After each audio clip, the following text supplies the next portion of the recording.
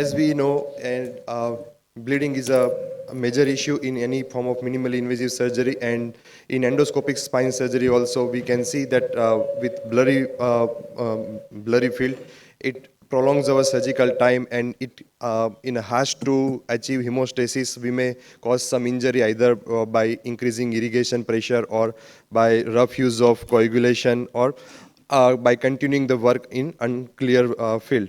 And many times in especially for in the initial years, you can just either lead to incomplete surgery or may convert it to open surgery. So according to me, it's mastering the hemostasis is one of the most challenging aspect in any endoscopic spine surgery for any surgeon. So how can we optimize these factors?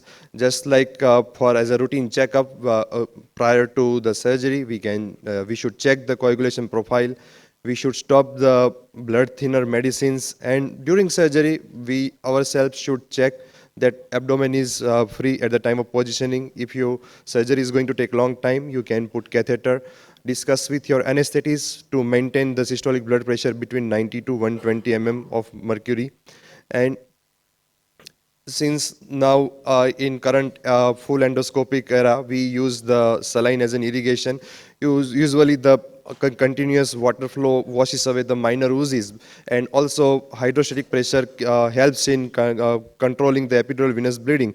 But also it has some disadvantage because the blood doesn't stay at one place, it just gets washed away. Platelet plugs formation is affected. So this we need to understand this fluid management. Either we can use this irrigation pump, and majority of us don't have it, but still if you have it, you need to understand the figures that at no point of time the irrigation pressure should be increased above diastolic blood pressure. Preferably it should be kept under 40, and especially if you are using cervical with myelopathic cases, keep it as low as possible. Most of us use this gravity assisted irrigation system, and with close outflow, in situ pressure can increase after 30 seconds of continuous closure. And if your and it depends on the height difference between the patient table and the irrigation bottle. Suppose if it is at 100 centimeter, it can easily cross the diastolic blood pressure in 30-second time. So one has to be careful with these figures. So also we have to understand this use of the coagulation devices. We have excellent bipolar probes available and commercially available RF generators and plasma, which cause very less tissue penetration and avoid injuring the nerve roots. But they are very expensive. So these are some Indian-made 2 megahertz RF generator which can also be used, and particularly extra canal area we can use even this monopolar L hook for faster tissue clearance. So as we know, we can during the different stages in the surgery, we can divide our source of bleeding in extra canal and intracanal portion. Extra canal mainly the muscle and bone, and intracanal is the epidural bleeding. And as we know, the lumbar radicular arteries are direct branch of abdominal aorta, and they come mainly from the lateral aspect. So if you are too lateral and if you encounter a bigger vessels, you can just coagulate before it start giving trouble. And as soon as we start the surgery, during initial clearance of the soft tissue and muscle, whenever you encounter any muscle bleeder, just try to take the scope towards that point from where it started, and then coagulate rather than doing any carpet bombarding like this. And once we start the bony work, usually we do the use the drill. Diamond drill, as contrary to open surgery, is not actually going to reduce the bleeding from the bone, because here we use continuous saline and most of the bone dust just gets washed away. But in case of cancellous bone bleeding, you can either use the Kerrison to crush, or you can use any blunt instruments to just press it, and you can achieve the hemostasis from the bone. And it's you can also use this open applying the wax, just like open surgery. Just stop irrigation, suck out all the fluid, and just take any blunt instrument, put the bone wax, and you can just apply even low RPM drilling that can just plug the bleeding points. So it's very important that before you start your other work, like ligament handling, you finish your bone work, and as you try to detach the ligament, as and when you encounter even a one spot, just try to take a control there and then itself, so that you can do your work faster and avoid unnecessary wasting of time.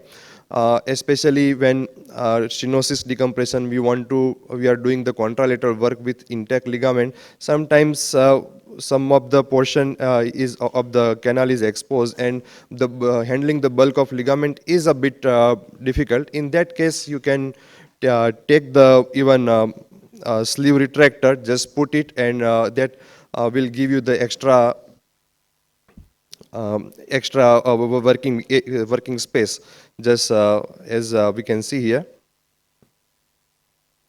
Sorry, that can you fast forward, please?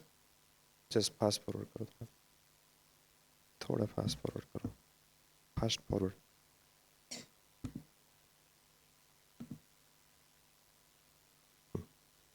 आ जाओ. Just we can bring this sleeve retractor and continue the work. So once we have lifted the ligament, it also tears some of the epidural vessels, and we can just get the our scope closer to that bleeding point and get the control of it. Rather than just leaving it, it will just make the further work difficult. So it's this is the way that we should bring the scope closer to the bleeding point. In especially when we are doing discectomy, we don't do the wide ligament opening and all. In that case, especially if you encounter bleeding, what we should do, we should just make adequate space lateral to the root. And here, without doing anything, just I have passed the sleeve retractor and focus my scope, and I am able to get the very clear vision. So even this thing also works, but avoid prolonged retraction for a longer time, and avoid excessive retraction, and you can continue your work even if there are bleeders from other point. So sometimes when there is excessive bleeding, just taking time out, like remove all the take out all the saline, and just leave any cottonoid or patty, and just wait for some time. You can use even gel format Surgicel also if it is uncontrollable bleeding, rather than using continuous coagulation. And after some times, when you take the cottonoid out, the bleeding would have all stopped. So be patient, be persistent, and stay determined to achieve your surgical endpoint, rather than converting into open or doing any hasty decision. So far complications faced because of the troublesome bleeding. One young patient operated 8-9 months ago for simple L4-5 disc. What I believe, due to prolonged irrigation pressure, patient developed post-operatively L4, L5 in S1, severe weakness in opposite side, contralateral side, which started recovering though. But I believe there was post of MRI was clean, and irrigation pressure is the probably one that would have caused the problem. Also, in my initial initial case, that troublesome bleeding from facetectomy, I had to abandon my further procedure of fusion. So these are the things. So key points in endoscopic spine surgery: achieve hemostasis at each point.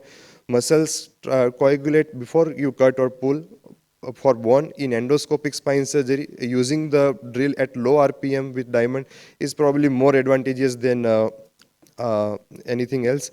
And for epidural bleeding, increasing irrigation pressure should never be about diastolic blood pressure. You can take the scope near the direction of the bleeder and use RF. You can use and avoid closing the outflow of saline for a longer time. And sometimes putting patties, gel foam, etc. can also help. Even one can use 1 ml of adrenaline in each 3-liter saline bags in alternative bags routine. Thank you.